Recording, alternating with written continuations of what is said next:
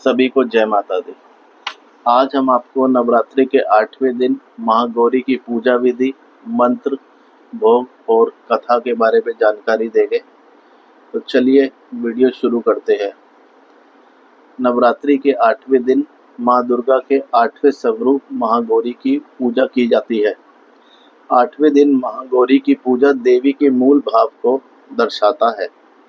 देवी भागवत पुराण के अनुसार माँ के 9 रूप और 10 महाविद्याएं सभी आदि शक्ति के अंश और स्वरूप है, लेकिन भगवान शिव के साथ उनकी अर्धांगिनी के रूप में महागौरी सदैव विराजमान रहती है। इनकी शक्ति अमोघ और सज्ञ फलदायिनी है। नवरात्र में अष्टमी को विशेष महत्व रखती है, क्योंकि कई लोग इस दिन कन्या पूजन कर अपना व्रत खोलते हैं। तो चलिए आपको हम महागौरी के विशेष जानकारी के बारे में जानकारी देते हैं। देवी भागवत के पुराण के अनुसार देवी पार्वती का जन्म राजा हिमालय के घर हुआ था। देवी पार्वती को मात्र 8 वर्ष की उम्र में अपने पूर्व जन्म की घटनाओं का आभास हो गया था। तब से ही उन्होंने भगवान शिव को पति रूप में प्राप्त करने के लिए तपस्या शुरू कर दी। अपनी तपस्या के दौरान माता केवल कंदमूल, फल और पत्तों का आहार करती और बाद में माता ने केवल वायु पीकर तप करना आरंभ कर दिया। तपस्या से देवी पार्वती को महान गौरव प्राप्त हुआ था, इसलिए उनका नाम महागौरी पड़ा। इस दिन दुर्गा सप्तशती के मध्यम चरित्र का पाठ करना विशेष फलदायी माना जाता है। माता की तपस्या की प्रसन्न होकर शिव ने उनसे गंगा स्नान करने के लिए कहा। जिस समय मां पार्वती स्नान करने गई, तब देवी का एक स्वरूप श्याम वर्ण के साथ प्रकट हुआ, जो कोशकी कहलाई, और एक स्वरूप उज्जवल चंद्र के समान प्रकट हुआ, जो मां गौरी कहलाई। गौरी रूप में माता अपने हर भक्त का कल्याण करती है और उनकी समस्याओं से उनको मुक्ति दिलाती है। जो व्यक्ति किन्हीं कारणों से 9 दिन तक उपवास नहीं रख पाते, तो माना जाता है उनके लिए नवरात्रि में प्रतिपदा और अष्टमी तिथि को व्रत रखने का विधान है। इससे 9 दिन व्रत रखने के समान फल मिलता है।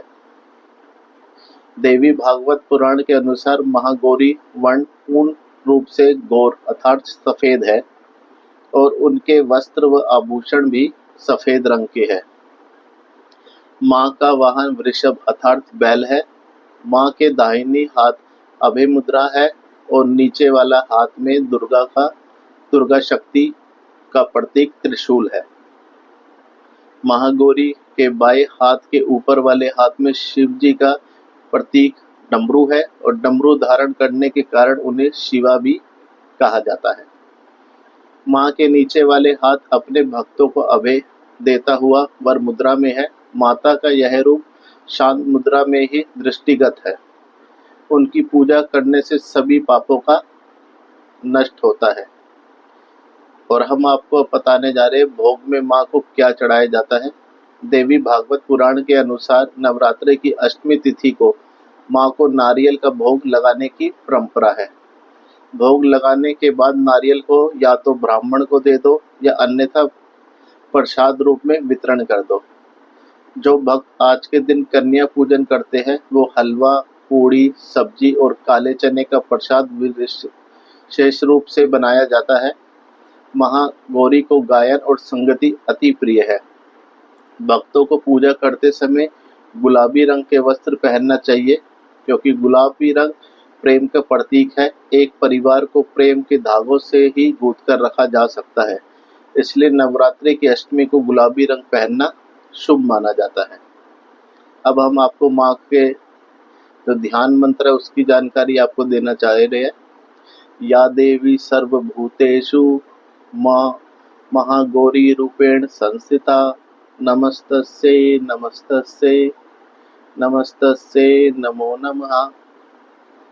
और साथ ही साथ हम आपको जानकारी देने जा रहे हैं कि इस दिन पूजा करने से सौभाग्य की प्राप्ति होती है, ऐसा माना जाता है।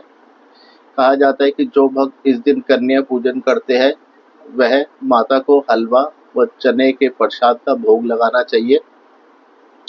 इस दिन कन्याओं को घर पर बुलाकर उनके पैरों को धुलाकर मंत्र द्वारा पंचोपचार पूजन करना चाहिए।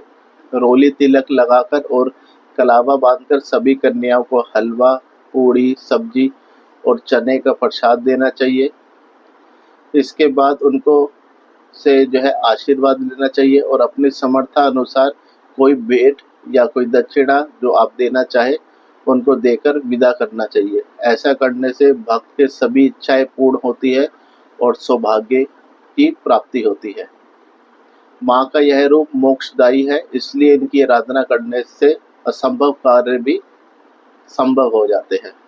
तो इसी के साथ आज की ये वीडियो यहीं समाप्त होती है। आपको ये जानकारी कैसी लगी हमें ज़रूर बताइएगा, और यदि कहीं शब्दों में बोलने में हमसे कहीं गलती हुई हो तो हमें क्षमा कीजिएगा।